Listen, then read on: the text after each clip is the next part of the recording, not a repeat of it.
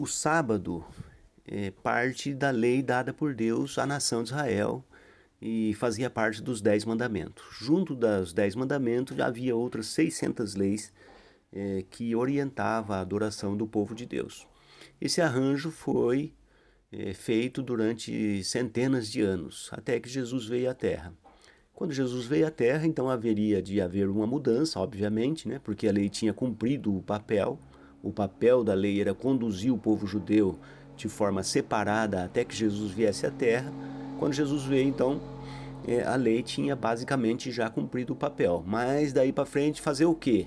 Seguir os preceitos de Moisés ou se adaptar ao novo formato que Jesus estabeleceria. Afinal de contas, qual líder era maior ou mais importante? Moisés e a lei dada por Deus através de Moisés como mediador, ou agora Jesus, né, naquele nascimento que nós conhecemos bem, né, do relato divino por meio de Maria, sem a intercessão de José como pai, ou seja, filho do Altíssimo, né, e muito maior do que Moisés, mas talvez nem tanto na opinião de outros, né? O que fazer, enfim, com a lei? Seguir a lei do jeito que se fazia antes ou deixar a lei por completo? Seguir apenas parte da lei e continuar fazendo ou deixa a lei lá no lugar onde ela estava porque ela cumpriu o papel? Então, isso já deu um monte de problema lá no primeiro século já, né? Hoje a gente está no século 21 e tem gente que ainda tem Moisés como o líder da igreja principal. Não tem Jesus como sendo o caminho, o único caminho. Não tem Jesus como mediador, né, entre Deus e o homem. Tem Moisés como mediador. E alguns outros querem restabelecer de novo as normas da lei, querem cuidar ou querem fazer, pelo menos parte da lei, acham que é necessário. O raciocínio do apóstolo Paulo é que se a gente fosse querer considerar a lei, a gente teria que fazer toda ela, não dá para fazer só parte. Ou a gente larga tudo, ou a gente considera tudo. Esse era o raciocínio de Saulo de Tarso, já apresentado lá no primeiro século.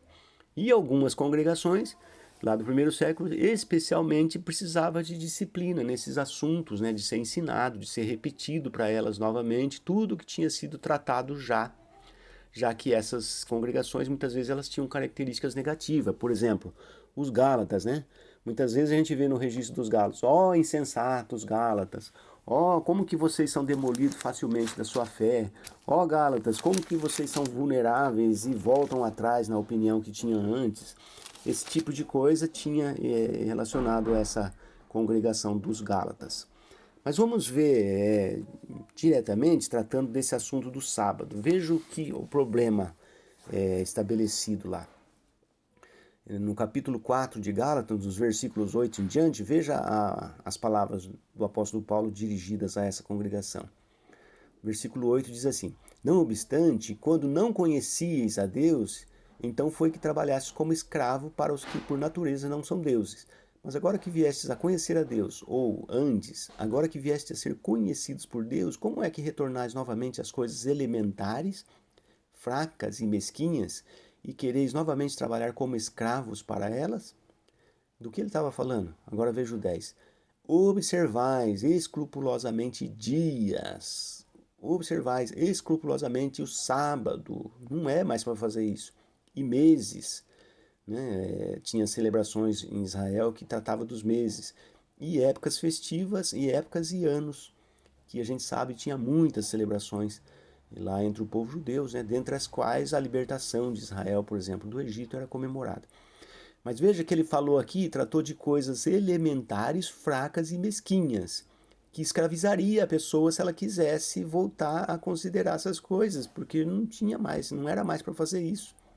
Daí no versículo 11, Paulo diz assim: Temo por vós que de algum modo eu tenha labutado em vão com respeito a vós. Porque eles foram libertados dessa ideia de ter que estar guardando novamente os preceitos da lei e agora de repente começavam a ficar duvidosos, dúbios se era o caso ou não de considerar a lei de novo e começar a guardar o sábado. Se você guarda o sábado, você tem que começar a guardar todos os outros mandamentos, porque o sábado está englobado juntamente com os outros mandamentos. Não parece óbvio?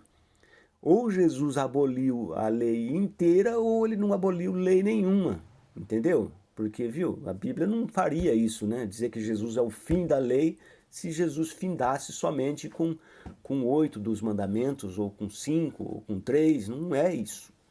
A lei, ela finalizou por completo, porque acabou, ela cumpriu o papel, ou seja, ruim ou não tão bom, ou como alguém queira achar, mas a lei conduziu o povo judeu até Jesus. Ora, mas por que que a lei deveria fazer isso? Bom, entre os arranjos da lei havia aquele arranjo constante, né, de sacrificar os animais, né? Fosse um cabrito, fosse uma ovelha ou fosse um bezerro, para colocar o povo judeu numa condição no qual eles lembrariam que eles precisavam de um sacrifício, ou seja, aquele sacrifício era um lembrete constante de que eles eram pecaminosos e precisava de um intercessor, ou de fazer alguma coisa para restabelecer a relação deles com Deus sempre que eles a perdiam, porque eles erravam, pecavam sempre. Então, para isso Deus estabeleceu os sacrifícios, mas os sacrifícios faziam mais do que isso. Lembrava de que haveria um libertador maior, que na verdade era a pessoa de Jesus. Então, quando a lei estabelecida por Deus e mediada por Moisés até o povo judeu cumpriu o papel de fazer com que o povo judeu fosse conduzido até os dias que Jesus chegou na terra, então a lei cumpriu o motivo porque ela tinha sido criada. Não precisava mais se considerar os arranjos da lei. Né? Então o povo deixou de viver sobre um código escrito que os escravizava, disse o apóstolo Paulo, né? E passou agora a estar vivendo debaixo de benignidade imerecida, ou seja, o arranjo estabelecido por Cristo era muito mais leve do que você ter que seguir os preceitos adorativos que existia lá na lei dada por Deus por meio de Moisés. Por quê? Porque além de 10 mandamentos, havia 600 outras leis. Então não tinha ninguém com capacidade suficiente para guardar tanta coisa e para fazer tudo direitinho. Entendeu? Aí o apóstolo Paulo estava dando essa bronca necessária, né? Essa exortação forte, né? Necessária nos Gálatas, assim como outros também precisaram, porque eles estavam retrocedendo no que realmente era preciso. Aí veja o que ele diz no capítulo 1 e o versículo 6. Olha lá, 1 dos Gálatas, o versículo 6. Estou admirado de que estáis sendo removidos tão depressa daquele que vos chamou com a benignidade merecida de Cristo para outra sorte de boas novas. Ou seja, se eu vejo agora o modelo deixado por Jesus e começo a querer guardar sábado, começo a querer guardar qualquer coisa que seja lá da lei, eu estou sendo tirado do modelo estabelecido por Jesus. Estou deixando de seguir o modelo estabelecido por Jesus e estou seguindo, estou voltando a seguir o modelo mosaico de adoração. Então eu tenho que fazer tudo. No raciocínio de Saulo de Tarso era isso, né? Olha, se você quiser deixar o arranjo de Cristo para seguir o arranjo de Moisés, você tem que estabelecer os tabernáculos de novo, você tem que fazer os arranjos de sacrifício, você tem que arrumar os utensílios, você tem que designar sacerdotes, você tem que seguir todos os arranjos da lei. E, inclusive, você tem que celebrar a Páscoa também, porque a Páscoa era parte da lei que a morte de Jesus aboliu, né? Por isso que a Bíblia diz, né? Jesus, a nossa Páscoa.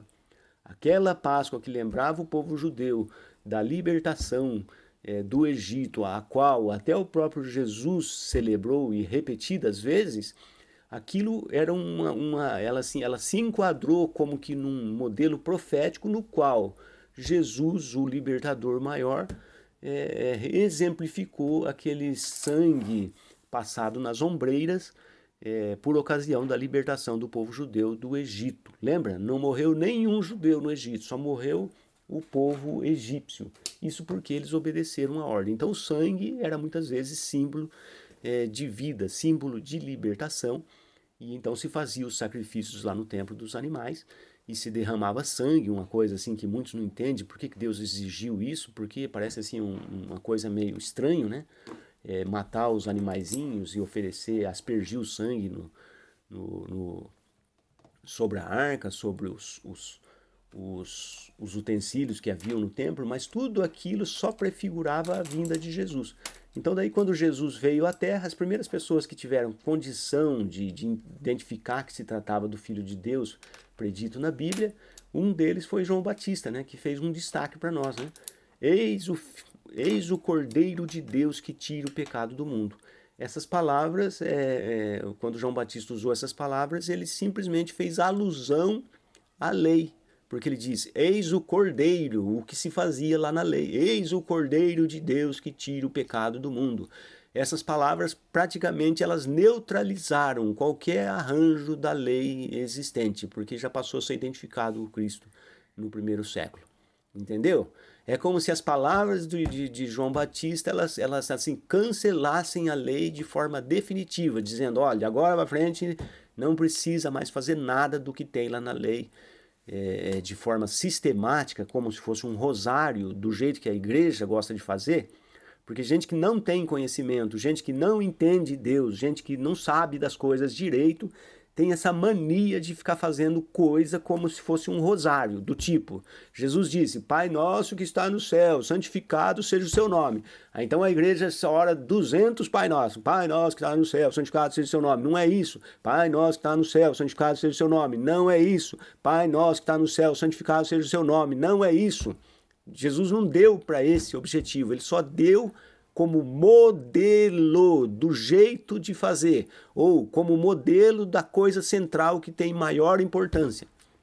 Então hoje a igreja, eu vou falar, é um escândalo querendo voltar atrás e considerar o sábado. Meu Deus, eu só não vou pegar um chicote e não vou chicotear o lombo porque eu estou longe, meu braço não alcança. E também porque eu não fui designado para isso. Tudo o que eu tenho que fazer, graças a Deus, é defender o conhecimento exato. E para isso tem café no bule, tem chumbinho. Se precisar, é só buscar e aqui você encontra. Com certeza. E tem mais uma, não cobro nada, nem R$1, não precisa dar nada. Não precisa.